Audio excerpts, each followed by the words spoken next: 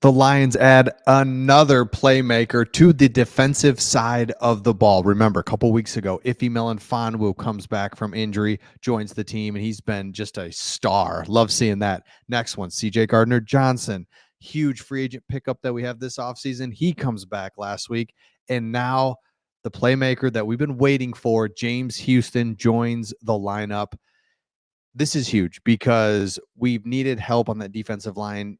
Aiden Hutchinson needs help, and now he finally has it. If you're new to the channel, we make videos all about the Detroit Lions. And so as we continue this push, make sure you subscribe. We got it all here. We cover stuff the national media just wouldn't pay any attention to or touch. James Houston is huge because let's just take a look at it. Well, let's start at the secondary. This is the snap counts from 4 weeks ago against the Bears, when the Bears almost beat us at home.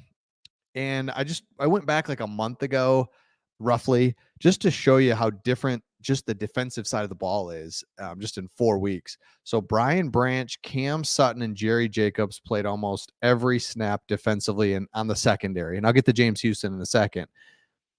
We know that since then, James Houston completely gone. Will Harris doesn't play either. Not that he was playing much anyway. And Khalil Dorsey and Vildor have come in and played right here for Jerry Jacobs. You look at the safety position. Tracy Walker completely gone.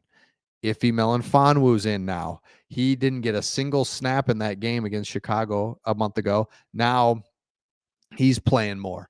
Obviously, he's playing every snap. He's NFC defensive player of the week. He had 2 sacks, 2 forced fumbles, interceptions, 5 tackles, like the crazy stat line. Let's go to the defensive ends and see kind of what that looked like. Just again, this is month 4, 5, 6 weeks ago, whatever.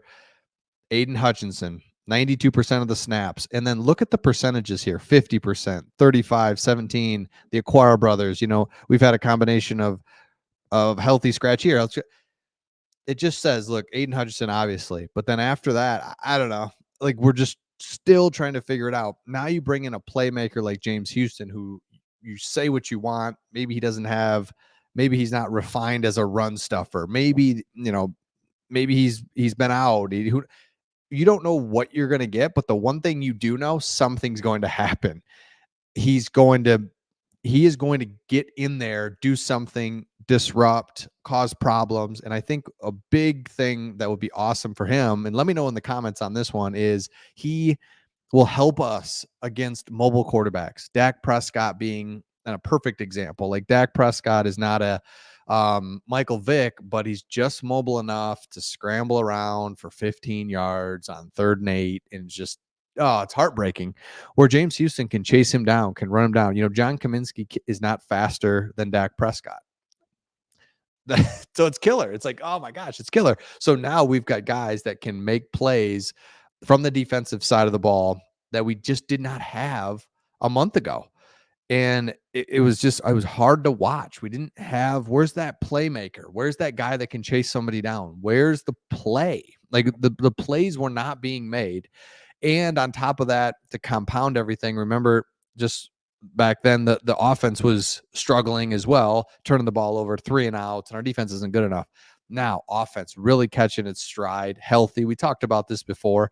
Let me know your thoughts on the comments on this one as well. Is that offensive line? If the Detroit Lions offensive line is healthy, I don't know. They can win against anybody. I really believe that, because now you're not speeding up Jared Goff. He's comfortable. I mean, he just looks really comfortable these last couple games. So if the offensive line's healthy, Jared Goff's feeling good, we can run the ball, 2-headed monster with great running backs, weapons outside. And I love seeing that Jameson Williams is just getting more and more, and he's going to catch one in stride here, and the place is going to go nuts. If he imagine that, that's my prediction right here. You saw it right here. Home playoff game, right? NFC North champions. We're gonna have a home playoff game, and in that playoff game, Jameson Williams is gonna catch like he did back in Alabama, like a 30-yard catch, and then from there he's just gone. You remember this? Okay.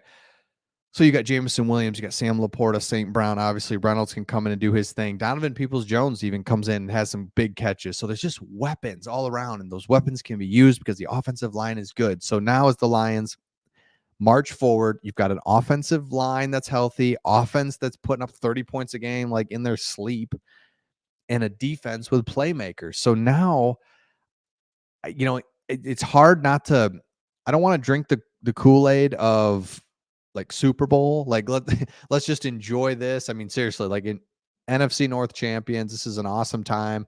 But let's also be like, what is really stopping us from winning the NFC?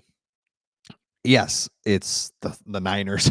It's these good teams. There's some good teams in the NFC, but when our offensive line is healthy, I don't see how the Lions just get run out of the gym. I just don't see it. We can run the ball, we can control the clock. Jared Goff's feeling good. So again, offense, I'm not worried about. Defensively, we got to get some juice back. So to get Iffy Melifonwu, CJ Gardner Johnson, I know he changed his name to CD something. I'll get that down.